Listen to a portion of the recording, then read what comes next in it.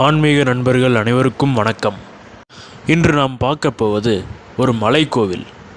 அது வெறும் மலைக்கோவில் மட்டுமல்ல, இப்பொழுதும் உயிரோடு இருக்கும் ஒரு மலை. இங்கே நீங்கள் சென்று வந்தால் ஒரு வித்தியாசமான ஆற்றலை உணர்வீர்கள். பலர் பக்தர்கள் சொல்லுவது என்னவென்றால், இங்கு தீராத பல நோய்கள் கூட குணமாகும். மேலும் இந்த மலையில் சித்தர்கள் இன்னும் அங்கேயே இருப்பதாக நம்பப்படுகிறது. ஒரு பாம்பு ஒரு மனிதனின் வாழ்க்கையே மாற்றியது. அந்த மனிதர் யார்? அந்த மனிதர் ஒரு சித்தரானார். அவர் யார் தெரியுமா? பாம்பாட்டி சித்தர். இந்த மலைக்கோவில் எதுவென்று தெரியுமா? ஆம், மருதமலை முருகன் கோவில். இதை பற்றி ஆழமாக பேசுவோம். இந்த காணொளியை கடைசி வரை தவறாமல் பாருங்கள். இது உங்கள் வாழ்க்கையையே மாற்றக்கூடும். கோயம்புத்தூர் அருகில் மேற்கு தொடர்ச்சி மலைகளின் மடியில் ஓர் திவ்ய சக்தி நிறைந்த இடம் இருக்கிறது. அந்த இடம்தான் மருதமலை.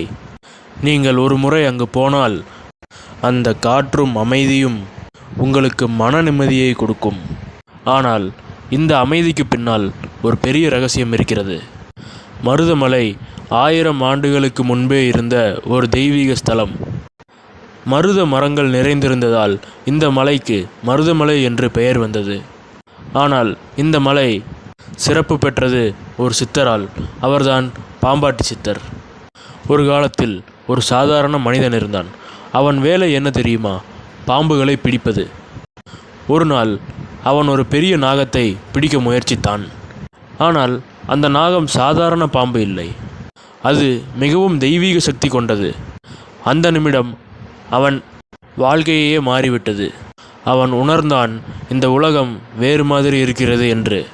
அவன் எல்லாத்தையும் விட்டுவிட்டு மருதமலையில் தியானம் செய்ய ஆரம்பித்தான். பின்னர் அந்த மனிதனே பாம்பாட்டி சித்தரானார். இன்றும் பாம்பாட்டி சித்தர் குகை மருதமலையில் உள்ளது. அங்கு சென்று வந்தால் ஒரு அமைதி, ஒரு தெய்வீக ஆற்றலை உணர்வீர்கள். பலர் சொல்வது அங்கே இன்னும் சித்தர் இருப்பதை உணரும்படியாக இருக்கிறது என்று பலரும் சொல்கிறார்கள்.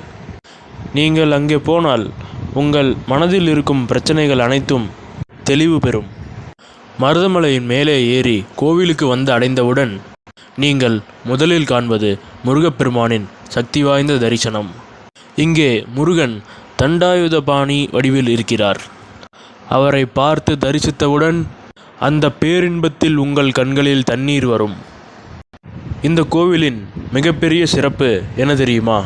இதன் மருத்துவ சக்தி. இந்த மலை முழுக்க மூலிகைகளால் நிறைந்தது. பலர் இங்கு வந்து தீராத நோய்களெல்லாம் தீர்ந்ததாக சொல்கிறார்கள்.